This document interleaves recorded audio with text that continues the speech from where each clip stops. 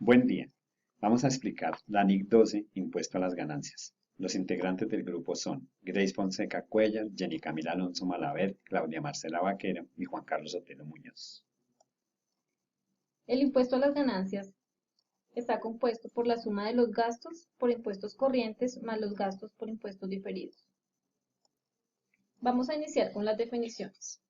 La base fiscal es el valor por el cual se declaran activos y pasivos en la declaración de renta.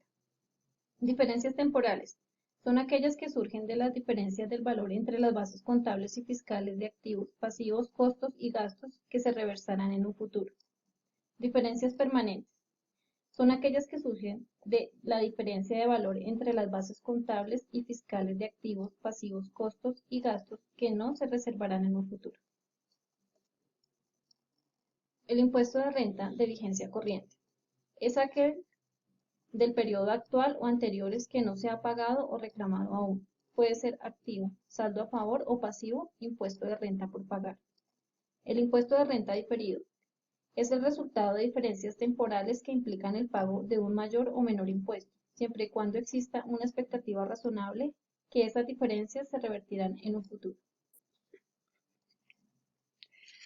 Aquí tenemos una clasificación de los activos fijos bajo base fiscal y bajo NIF. Cogemos el activo fijo cuando se mide por base fiscal. Si este nos da un mayor valor, nos va a generar un activo por impuesto diferido. Si por el contrario nos da menor valor, nos va a generar un pasivo por impuesto diferido. Tomamos la base bajo NIF. Si esta nos da mayor, nos va a generar un pasivo por impuesto diferido, y si nos da menor, nos va a dar un activo por impuesto diferido. ¿Cómo es la medición del impuesto diferido? Se toman los activos y los pasivos por impuestos diferidos. Estos se deben medir según las tasas que se vayan a hacer de aplicación en los periodos que se espera a realizar los activos o pagar los pasivos. Clasificación de la cartera. Artículo 60. Activos movibles. Son los bienes corporales, muebles o inmuebles, y los incorporales que se enajenan dentro del giro ordinario de los negocios, como los inventarios. Activos fijos o inmovilizados. Son aquellos que no se enajenan normalmente dentro del giro ordinario de los negocios, como la propiedad, planta y equipo. Aquí tenemos un comparativo entre el decreto 2649 y la NIC 12. En cuanto al método que utiliza la norma local, está basado en el estado de resultados, mientras que la NIC utiliza un sistema basado en el balance de situación.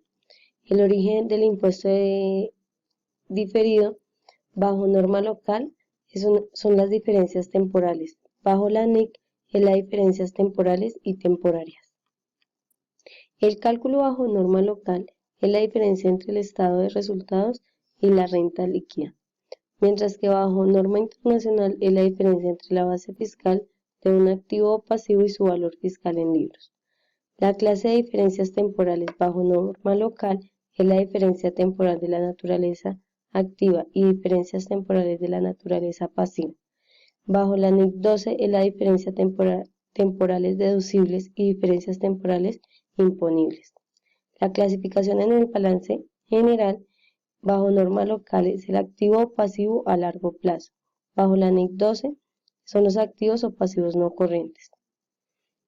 Bajo norma local, la tasa a utilizar para calcular el impuesto es la tasa de impositivas actuales. Bajo la NIC son las tasas futuras de acuerdo al tiempo en que serán revertidas previamente. El reconocimiento de impuestos diferidos bajo norma local es la expectativa razonable de suficiente renta gravable en el futuro. No se reconoce por pérdida fiscal y por excesos de renta presuntiva ordinaria. Bajo la NIC 12 es la evidencia convincente de suficiente ganancia fiscal futura, y se deben reconocer los impuestos diferidos por pérdidas fiscales y crédito fiscal. La compensación bajo norma local se debe distinguir que es un impuesto diferido, débito y crédito. Bajo norma internacional se pueden compensar impuestos diferidos, débitos con créditos. Las deducciones de las depreciaciones, según el artículo 128, 131 y 133, lo que nos dice es que son deducibles las cuantías razonables por la depreciación de bienes usados en actividades productoras de renta. El valor de depreciar es el 100% del costo, que es igual al precio de adquisición ajustado por la inflación hasta el 0,6, y el impuesto a las ventas de aduanas y de timbres, adiciones, mejoras y contribuciones por valorización, los gastos necesarios para poner en funcionamiento durante los años de vida útil siempre que hayan presentado el servicio en el periodo gravable. El sistema de cálculo, según el artículo 134, según el Estatuto Tributario, artículo 4, Decreto 1649 del 76. En línea recta, lo que quiere decir que el cual es obligatorio si se solicitan las deducciones por compra de activos fijos reales productivos, las reducciones de saldos y otros sistemas de reconocimiento de valor técnico autorizados por la DIAN, previamente con una solicitud presentada más tardar el 30 de septiembre del año anteriormente gravable. Las depreciaciones aceleradas nos lo explica el artículo 140. Si los turnos establecidos exceden de los normales, el contribuyente puede aumentar las depreciaciones en un 25% por cada turno adicional de 8 horas o proporcionalmente, siempre que se pueda demostrar su uso. Y las reservas de depreciación, lo cual lo estipula el artículo 130, el cual dice: los contribuyentes que soliciten en su declaración de renta cuotas de depreciación que excedan el valor de las cuotas registradas en el estado de resultados deberán destinar de las utilidades del respectivo año gravable como reserva no distribuible una suma equivalente al 70% del mayor valor solicitado. Cuando las depreciaciones solicitadas fiscalmente sean inferiores a la contabilizada en el estado de resultados, se podrá liberar de la reserva el 70% de la diferencia entre el valor solicitado y el valor contabilizado. Las utilidades en que se libere de esta reserva se podrán distribuir como costos de bienes incorporables. Los costos de bienes incorporables formados se presumen constituidos por el 30% del valor de la enajenación. Para que proceda este costo deberá figurar en la declaración de renta del año anterior al de la enajenación soportada mediante avalúo técnico. En la deducción por amortización puede haber diferencias entre la situación tributaria y la situación contable. El estándar cubre el tema de los activos y pasivos de renta corrientes. Una empresa debe reconocer en su balance general como pasivo de renta corriente el impuesto de renta del año y el de años anteriores que no ha pagado aún. Adicionalmente, debe reconocer como un activo por impuesto de renta corriente los saldos a favor que no ha solicitado. Cubre adicionalmente los activos y pasivos por impuesto de renta diferido utilizando el método del balance general, ya que no tiene en cuenta los efectos fiscales de ingresos y gastos. Establece dos tipos de diferencias temporales: diferencia temporal impositiva y diferencia temporal deducible. La diferencia temporal impositiva resulta en un mayor pago de impuesto de renta. Surge cuando el valor contable de un activo es mayor que su valor fiscal, o cuando el valor contable de un pasivo es menor que su valor fiscal. Esto se conoce con el nombre de pasivo por impuesto de renta diferido. Vamos a definir ahora lo que se conoce con el nombre de activo por impuesto de renta diferido, y es la diferencia temporal deducible que resulta en un menor pago del impuesto de renta cuando el valor contable de un activo es menor que su valor fiscal, o cuando el valor contable de un pasivo es mayor que su valor fiscal. La NIC 12 permite activos de impuesto de renta diferido, resultado de las siguientes operaciones que incrementan la ganancia fiscal. Elección del momento de tributación de ingresos por intereses. Solicitud de gastos del periodo en periodos siguientes. Ventas con opción de compra de activos valorizados y venta de activos cuya utilidad no es gravada, a menos que la norma así lo señale. Vamos a dar un breve ejemplo de la determinación del impuesto diferido. Tenemos en esta columna un balance contable y en la siguiente un balance fiscal. Tenemos ingresos, costos, provisiones de ICA, una provisión por demanda de proveedores, una depreciación y una sanción por impuesto extemporáneo. Esta sumatoria nos va a dar acá una utilidad contable, tanto contable como fiscal, de 5.500. Ahora, en esta columna del balance fiscal, vamos a proceder a hacer la depuración de las cifras como la provisión de ICA, que la vamos a sumar acá, y la sumamos porque esta provisión de ICA es un gasto que no es reconocido fiscalmente, solo se reconoce en el momento en que se efectúen verdaderamente los pagos. Llevamos aquí la provisión de proveedores, es una demanda, también la sumamos, y llevamos aquí una sanción que fue por un impuesto que se presentó extemporáneo. La depreciación que llevamos acá es una depreciación acelerada, que es diferente a la depreciación que tenemos aquí en la columna del balance contable. Al hacer la depuración, la sumatoria que nos da aquí es una renta fiscal de 9.500. A esta renta fiscal le vamos a aplicar un 33% de tasa nominal. Este 33% lo colocamos aquí a manera de ejemplo, pero pues puede ser el 25% como se realiza. El resultado de esta operación nos da un impuesto corriente de 3.135.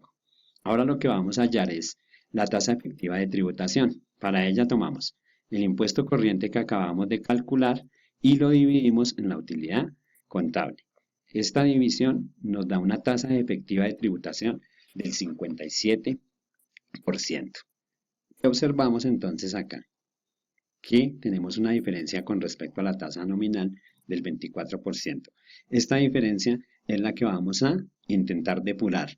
¿Con qué valores?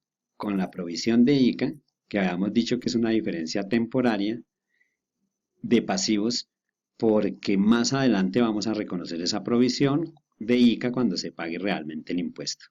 Esta provisión de proveedores, que es una diferencia temporaria, pero es deducible. La sanción es una diferencia permanente porque ella nunca se va a reversar. Y tenemos la depreciación, que es una diferencia temporaria gravable. ¿Qué hacemos con ello? Con ello vamos a aplicar a cada una de los ítems que acabo de mencionar, le vamos a aplicar el 33%, que fue la tasa nominal que tomamos cuando depuramos la renta fiscal.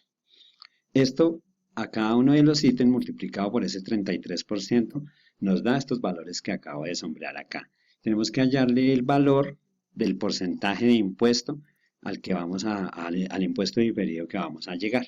¿Qué hacemos entonces aquí la operación? Simplemente dividimos nuestro resultado con la utilidad contable de nuevo para establecer el porcentaje. Ese porcentaje de acá en sumatoria nos da la diferencia, quiere decir que hemos llegado a la depuración de la renta fiscal. ¿Qué procedemos a hacer? Procedemos a hacer la contabilización. Vamos a proceder a hacer la contabilización del impuesto. Sabemos que el gasto por impuesto a las ganancias está compuesto por el gasto por el impuesto corriente más el gasto por el impuesto diferido. ¿Cómo es la contabilización del impuesto corriente? Nuestro impuesto corriente después de la depuración nos da 3.135. Llevamos un débito de gasto, impuesto corriente, y la contrapartida la llevamos a un impuesto por pagar. Vamos ahora a llevar las diferencias que surgen de nuestras diferencias temporarias. Eso es un impuesto diferido activo. Solo llevamos estas dos, que son la de 660 y la de 960, por lo que habíamos enunciado anteriormente, que son diferencias temporarias deducibles.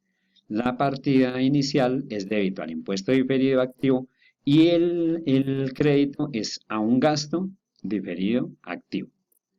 Posteriormente vamos a llevar lo que nos dio por concepto de depreciación. El asiento contable es un débito al gasto de impuesto diferido activo contra un crédito a un impuesto diferido por pagar.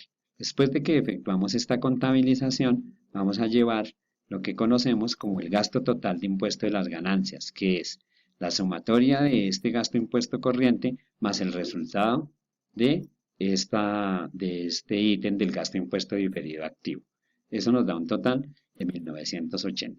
Volvemos a la utilidad contable que teníamos inicialmente de 5.500 y hacemos la respectiva división a ver cómo estamos depurando el impuesto. Esta división nos da una tasa efectiva de tributación del 36%.